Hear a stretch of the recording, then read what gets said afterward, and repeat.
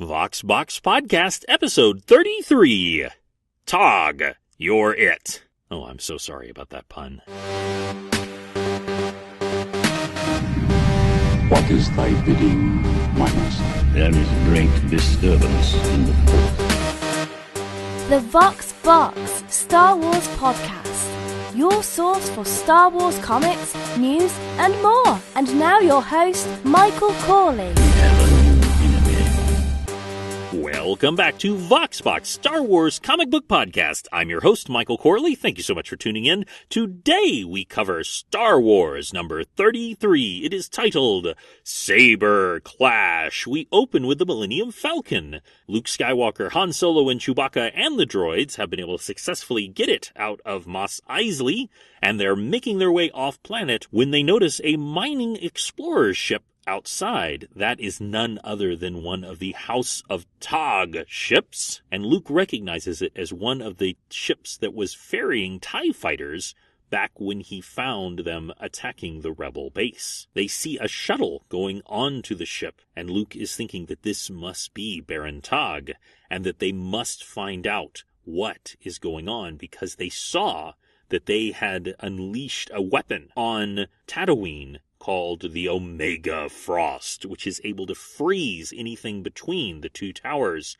completely destroying anything metal or organic. Luke is convincing Han to follow the ship, and Han is saying, "Luke, you're a bad influence on me," referring to getting him to be a hero. On board, we see Baron Tog, who is known as Orman, and he is having a little temper tantrum. He's using his lightsaber, one that he reconstructed based on the ones the Jedis use, to smash some things. He's very angry that they were unable to capture Luke Skywalker. His brother Silas, the scientist, is saying, you should probably calm down. You're just destroying equipment. Please remember that our experiment was successful, that the Omega Frost works. He's saying that his brother is lacking in logic, but that at heart he is a romantic. And that's probably why he is the leader of House Tog, whereas Silas is content to be a scientist. He's referencing that they actually also have a sister. Sorry, I had to say it that way. And Baron Tog is telling him not to even mention her, that she is to stay out of all of these schemings. We cut back to the Millennium Falcon, and R2-D2 has been able to pick up enough of their transmissions to see that their destination is some sort of junction. They don't know exactly what's going on, but they were able to lock onto the coordinates and follow them through hyperspace. On board, we see Chewbacca continuously winning at space chess. It's almost like R2-D2 is letting him win. We also see Luke with the blast shield down, and he is practicing with his lightsaber and the Force. Finally, they come to Junction. That is not an expression. It is literally the name of the planet, Junction. They find Baron Tog's ship with an Imperial Star Destroyer. They find out what's going on. Very delicate cargo is being transferred to the Imperial ship. They're noting that this is sometimes still necessary, that tractor beams are too dangerous for delicate equipment, and so they still have human beings in spacesuits transport this type of cargo. And this is Luke's idea as a perfect opportunity to get on board. The third Tog brother, the one who's in the Empire, is talking about how there are bunches of ships nearby, and that they've caused a bit of a traffic jam as the various vessels have come to see what's going on. It has allowed Luke in a similar spacesuit to hop on board one of the transports of cargo and make his way towards the vessel. He tunes in to the local broadcast. He is hearing them talk about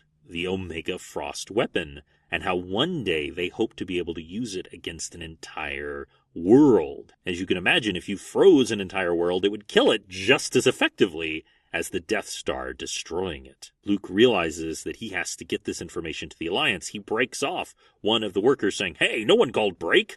However, when he turns around, he sees stormtroopers out of their ship in jetpacks. They fire on Luke before he can get away. Han sees what happens. Chewbacca is comforting him, but reminding him that they have a duty. Their best chance to help Luke is to get help from the rebellion and to let them know what the Empire is planning. However, he does not relish a particular person to tell this to. That is, of course, Princess Leia. She is so angry and saying, how did I ever become involved with two men so brave and so stupid? General Dodonna is saying that it is his responsibility as much as anyone. When Leia was on her solo mission to Metalorn, Luke went off on this mission, which led him to be captured. We cut back to the ship of Baron Tog. Luke is waking up to find the Baron holding his own lightsaber at Luke's throat. He is saying, you dress like a farm boy, yet you carry this, the weapon of a Jedi Knight. You were the X-Wing fighter during the operation in Yavin.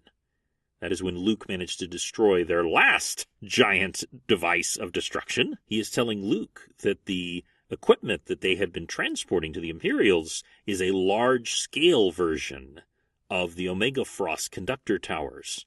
It will have an almost unlimited range. They will be able to destroy the rebels with a sudden wave of ultimate cold. That's when Luke takes this opportunity of him monologuing to leap forward, grab him by the arm, grab his lightsaber, and run. That's when we realize that Baron Tog wanted him to do that. He turned around on purpose, hoping Luke would take his weapon and run.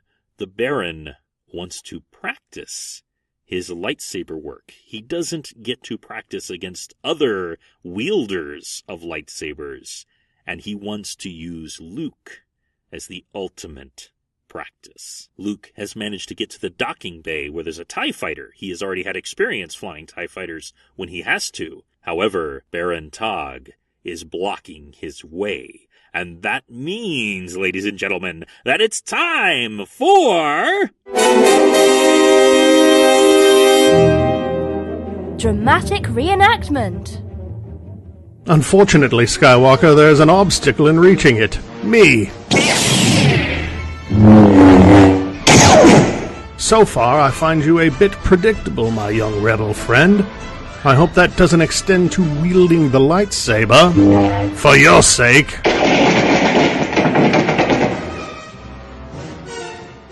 That fantastic reading of Baron Tog fighting Luke was by Matthew Fox from This Week in Star Wars.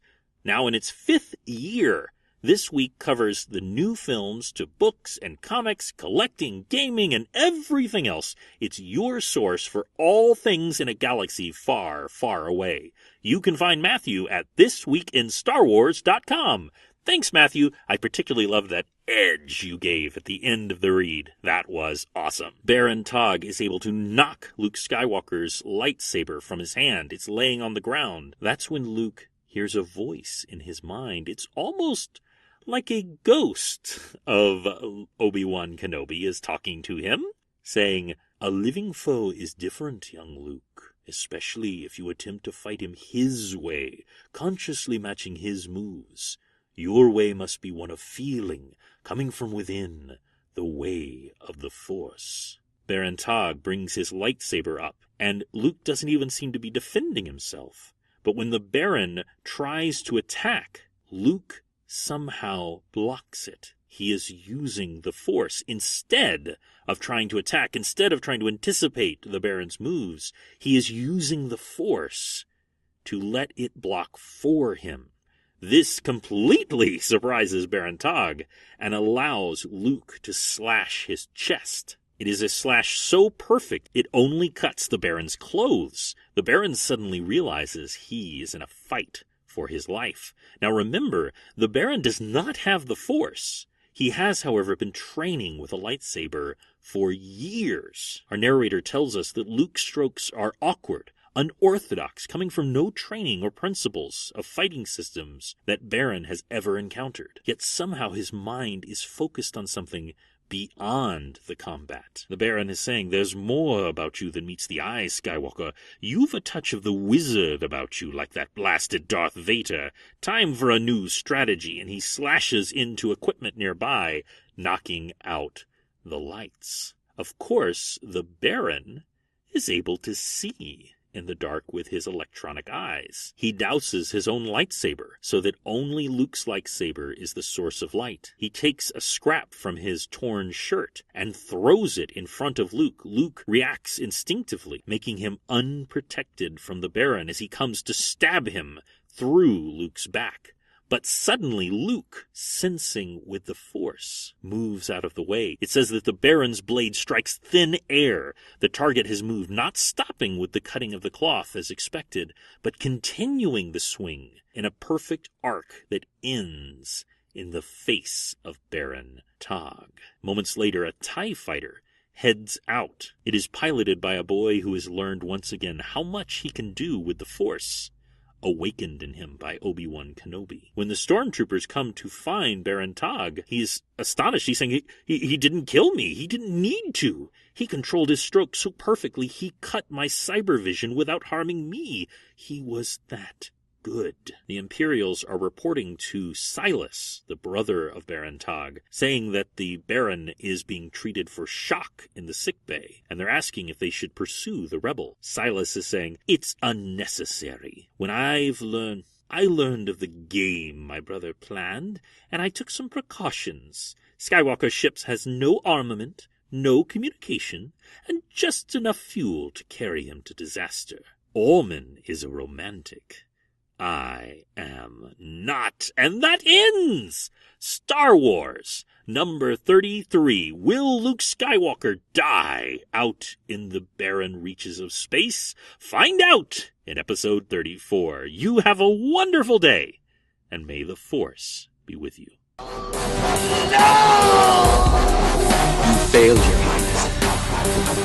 I am a Jedi, like my father before me. So be it, Jedi. Thank you for listening to the Vox Box Star Wars podcast. Go to voxboxpodcast.com to see panels from today's comic. Have a great day, and may the Force be with you.